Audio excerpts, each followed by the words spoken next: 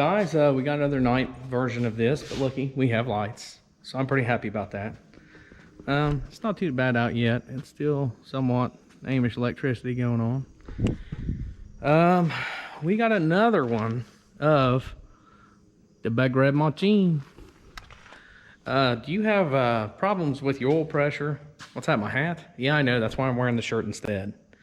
I couldn't find my hat, so it happens. My work hat. Got like 4 hats, and I couldn't find it. So anyway, you got a 6-liter. Is she slowly starting to drop oil pressure? Well, kids, I'm going to show you how to fix that. In fact, these are the parts you should need, hopefully.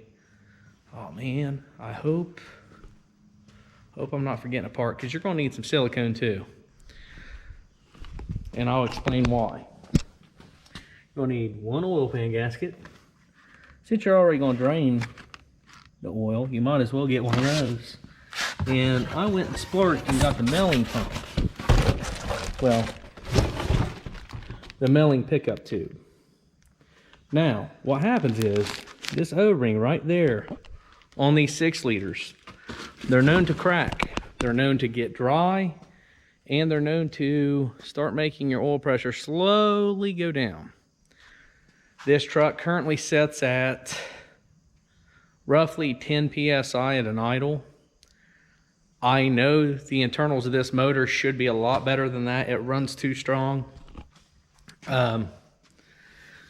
Even though 10 psi, I mean, it's not going to hurt anything. But if your motor goes to 0, I would suggest shutting it off immediately and getting it towed home. And that's exactly what we're going to prevent. I would say it probably started off life at 30-ish, you know, cold. It's starting to slowly lose it a little more and more. Down the highway, like I say, we're at 20, 22. It can get up to 40 if you got your foot in it a little bit. I mean, she is a 6-liter. Sometimes you gotta. But I don't want anything to happen to this engine.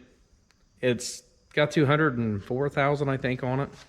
And these 6-liters run for well past that, not even maintained. So we're gonna drop the pan, replace the pickup tube, because it has 200,000 miles on it too. So I don't know what it has sucked up in those amount of miles. I don't care. I want to replace it. You can replace just the O-ring, but if you're there, you got to unbolt it anyway. And that part it's nothing. I mean, it seriously doesn't cost much at all. So we're going to replace that, do an oil change while we're there, and then, oops, careful. She's fragile. Then we won't have to worry about the motor aspect of this, just the rusty part of it. Now, I've never done one of these 6-liters with the O-rings, but the first thing I know, you got to drain that oil. So we're going to start there, and I'm going to let you know what else I find, because I really don't know what to expect on these. I've heard you got to take the front pumpkin loose and kind of shove it out of the way, and something about a wiring harness. I asked some friends at work that's supposedly done them. Hopefully they have and didn't steer me wrong. But either way, we're tearing into it tonight. It'll probably be well past dark by the time we get done, because I'm gonna tell you, I don't know what's going on with this. I've never done one. So we're gonna go ahead and get cracking. I'm gonna show you what the first thing I run into is, all right? So the first thing you'll come in contact with is this big old, probably, I hope yours is as nasty as mine, because if not, skid plate. There's 1, 2, 3, 4 15mm bolts in it. Then hopefully yours looks a little cleaner than this, because this sucker is, she's G-Roast gross, bro. So, I mean, look at that sucker. So what I'm planning to do is unhook this wiring harness right here. And there's actually a harness that runs in front of the oil pan. There we go, right there. It has three clips that you can just push down and pull it out of the way. Make sure you're wearing safety glasses unless you want this crap in your eyes. And you got a 200,000 mile truck from up north in Ohio that is really, I mean, whew. We're about to change the name to the Big Rust Machine. I ain't kidding you. So that takes that loose right there. And hopefully has enough slack to get it on out of the way. So what I'm going to do next, I think I have to take these loose. I'm not really sure. These big bolts right here. There's two there. I might try for this cross member first and see what that does. And those are really nice and crusty, so I'm sure they'll come out real easy. Those two and looks like those two, maybe. So we might try that because we need to sneak this oil pan out of here, and we can't do it with this big old bar right here. That just isn't going to happen. So allow me to, I'm going to try to take out that bar first and see if that lowers this pumpkin at all. I don't know that it will or not. Like I say, first time doing this, so just bear with me, guys, and we'll get through it. And this thing is completely nasty. Holy cow. But we'll be back. Guys, if it's a cover, there's a cover also right here in the very front. There's a cover there and a cover right here. Go ahead and do yourself a favor and take them both out, off, what have you, because it's going to make, you see that wishbone right there? It's going to make it night and day difference from getting that sucker dropped, so you'll have enough clearance to get this pan out. So next up, we're going to try to hopefully remove this pan and maybe clean it up and hopefully put it back on and go back together. But I'm telling you, if it's a daggone cover of some sort, I had to end up taking. Yep, you know what that means. That means I forgot about the memory card being almost full in this thing, and it got full in the middle of all this fun stuff. So I'm just going to have to give you the down and dirty. This front cover here, it might be better actually anyway, since we have more light out. You're going to want to take that front cover off as well. That's what I was trying to tell you guys last night. And you're going to want to take that off for multiple reasons. I'll show you two of them right now. For one, I don't know if you guys believe in greasing your vehicles on the front end and all this. If you have something that has grease zerks, fittings, what have you, it's important to grease them. And if you're hauling trailers, this, that, and the other, it's even more important. If not, you're going to wear stuff out. Now this truck, the old Big Rust Machine, I think it's going to be its new nickname, man. It's got some rust. But anyway, she's got a squeaking ball joint right here on this driver front. I can hear it. I don't know if I can make it do it or not. Nope, I'm not fat enough yet. That's probably a good thing. Anyway, whenever you turn it stuff, you can hear sounds like an old screen door. I put a new grease zerk in it, or fitting, whatever, and it still wouldn't take grease. So the only option left is either leave a squeaky, or go get you one of these. This fits on the end of your grease gun, and it punctures the boot, which I'm absolutely against. I hate doing it like that, but it also says that this is a Moog replacement. Moog sells one of the best, probably the best front-end suspension parts for a replacement part. They're probably the best aftermarket suspension, I'm guessing. I use them, shoot, on everything. Idler, Pitman, ball joint, everything. Anyway, what I'm getting at is, if you need to grease it, if you want to grease it and it will not take grease on anything, get you one of these. I think this thing was like $4 or something, 5, 6, whatever it is. It's worth it because ball joints are, I don't know, anywhere between 30 and 60 bucks a piece. And that's if you can install them. Then you got to rent the tool if you don't have it to press them in and out, or just get a whole new control arm, which is generally anywhere between 130 to 180 or something. I don't know. I've never replaced them. You gotta love that stuff. I'm telling you guys, you're ever in Ohio, get some of that ski pop. That is some good stuff. Anyway, what I was going to show you last night, one of the main reasons why you're going to take this cover off, it mounts right here in the front, is because I was fighting around with this sucker right here, the upper mount to this pumpkin. I fought around with that sucker for like 15 minutes trying to get it. They're 13/16 bolts, just in case you're wondering. There was a matching one underneath this cover, and yes, there's a stinking leak. The transmission lines are a little crusty on this sucker, so whenever I was moving it around, guess what? One of them kind of said, you know what, I'm kind of done with this. So it popped right there where it sets in the clamp, and so now I got to fix that. So there's nothing about old cars and trucks that won't keep you busy, because it'll keep you chasing your own tail, and that's for sure. But while you're in here and have this cover off, grease these. I mean, grease all these puppies. They're right there, you know. And usually, I mean, seriously, with this cover on, you won't grease that. Are you kidding me? You want to reach it way up in there. I don't even think you can reach up in there with the cover on. So hit those grease fittings on the idler and the Pitman. Why not? They're right there.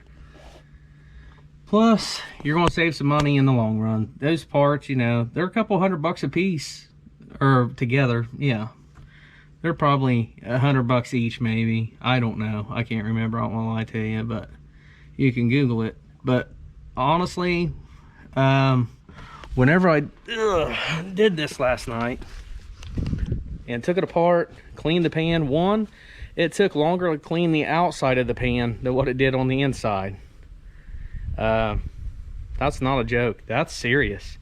Like, this sucker was filthy. I don't know what the crap they did with it. Took a mud runner or something, but somewhere she's been in some mud in her life, and it was quite a bit of it. But the second thing, I didn't get an improvement on my oil pressure. So, you know, why do the easy things whenever the hard things are right there? I'm guessing either I have a hood latch, oil sending unit probably leaking, because there's a definite leak besides this valve cover that you can obviously see. But I'm guessing that I have an oil sending unit giving me some fits, because this motor is way too clean, and it doesn't rattle or anything to have like 15 pounds of pressure at idle.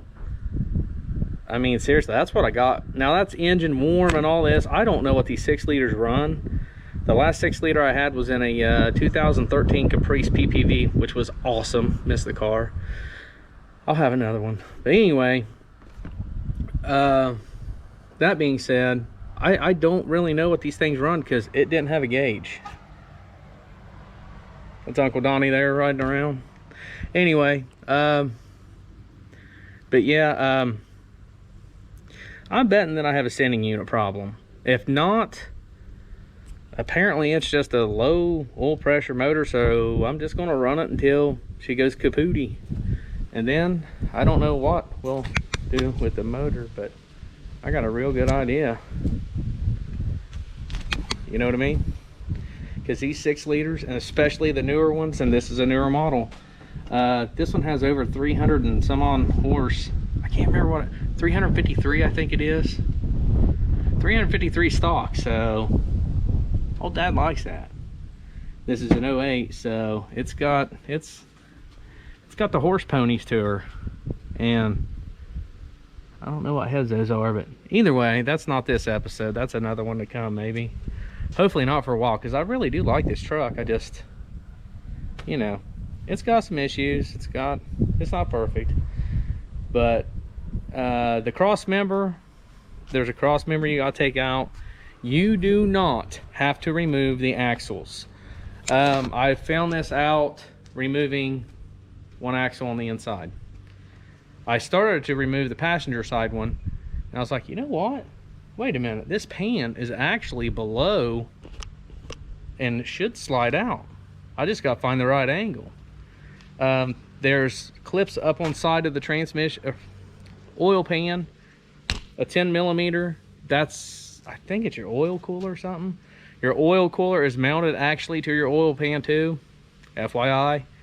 10 millimeter there. They're long bolts.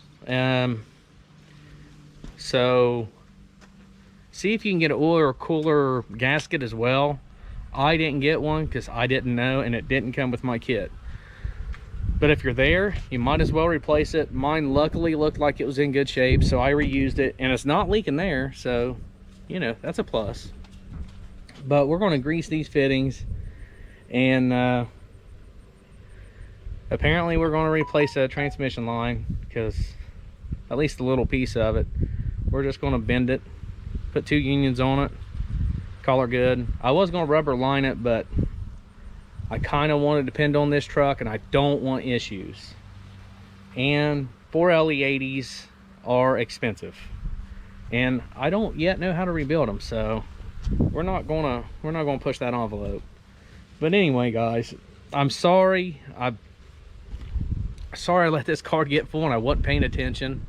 My fault. But I got me like an eraser type thing, so I can start erasing these stinking things whenever I make these episodes. I think I got like 3 or 4 of them now. But anyway, I hope this helped at least a little bit.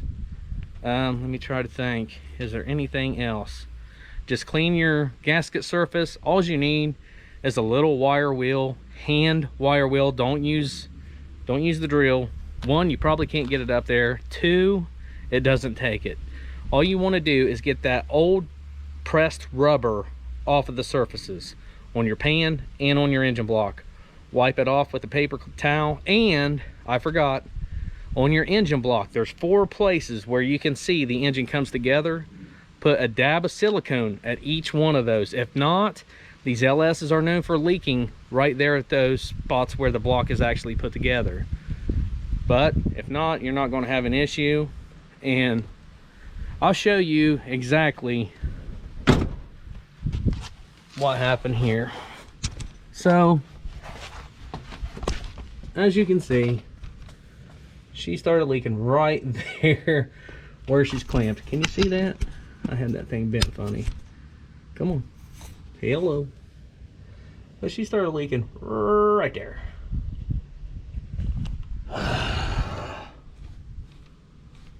Yep. But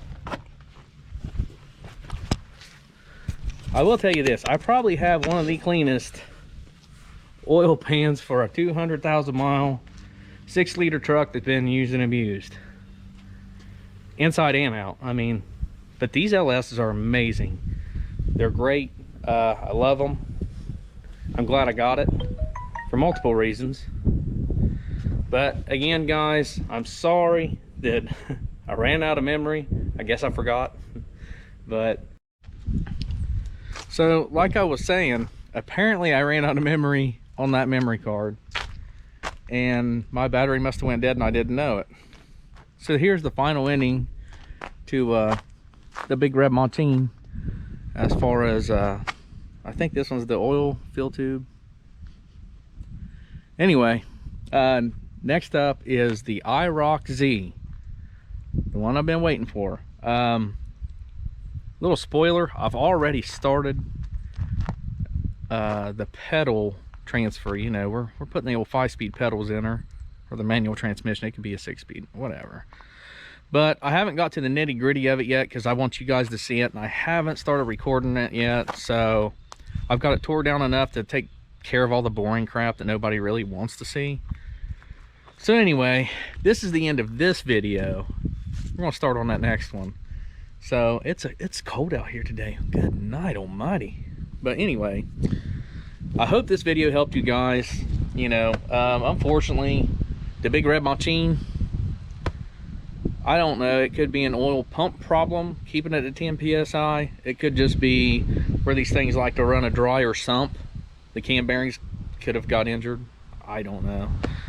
So it's like 10 to 15 psi. We're just gonna drive it until it's done. So, and then, you know, go from there. Anyway, guys, thanks for watching. I appreciate every single one of you. And hopefully this has helped you a little bit. I went into it blind, so hopefully this doesn't leave you so I don't know what the heck's going on. You know, hopefully. Anyway, if you don't mind. Yeah, right there. Yeah, yep. Oh, wait a minute. Yep, it's somewhere down there. I know it is. Subscribe button. Go ahead and hit it. Have a good cheap laugh. I don't care. It's all in fun anyway. If you can't have fun, you're doing something wrong. So, you guys have a good weekend. And I know it's going to be late whenever this one airs, but today's Halloween, so happy Halloween. Y'all have a great one.